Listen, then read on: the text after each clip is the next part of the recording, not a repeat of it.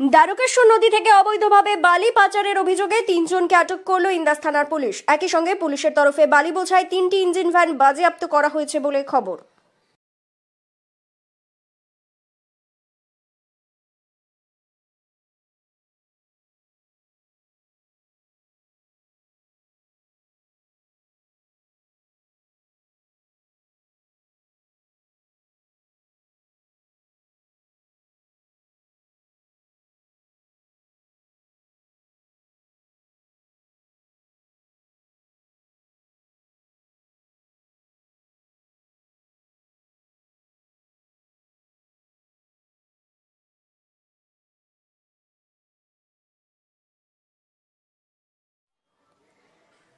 স্থানীয় সূত্রে খবর, দীর্ঘদিন ধরে ইন্দাসের মঙ্গলপুর এলাকায় দ্বারকেশ্বর নদী থেকে সম্পূর্ণ অবৈধভাবে বালি পাচার হচ্ছিল। পুলিশ অতর্কিতে অভিযান চালিয়ে বালি পাচারের অভিযোগে সাহসপুর গ্রাম পঞ্চায়েতের আশ্বিনপুর এলাকা থেকে 3টি ইঞ্জিন ভ্যান সহ 3 জনকে আটক করে।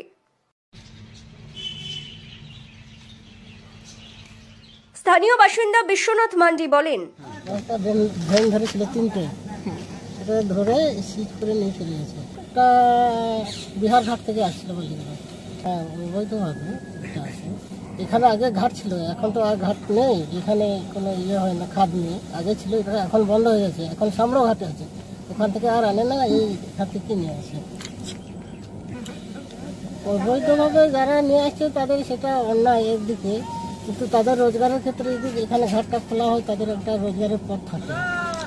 আর এতদিক থেকে ইয়ে আনা মানে বালি আনা মানে ওই সামরাঘাট থেকে যদি বালি আনা হয়, তাহলে এখানে রেটটা বেশি পড়ে যাবে। এই ধারে পাশের রেটটা, যে রেটটা এখন দিতে পারবে এখান থেকে, সেটা আর দিতে পারবে না, তখন রেটটা বেড়ে যাবে, মানুষের উপর চাপটা পড়বে।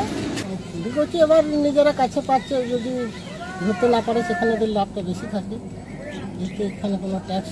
পুলিশের পক্ষ থেকে ধৃতদের বিরুদ্ধে আইনানুগ ব্যবস্থা নেওয়া হবে বলে জানানো হয়েছে। অন্যদিকে পুলিশের তরফে এভাবে ধারাবাহিক অভিযান হলে দ্বারকেশ্বর নদী থেকে বালি পাচার একেবারেই বন্ধ করা যাবে বলে স্থানীয়দের অনেকেই মনে করছেন।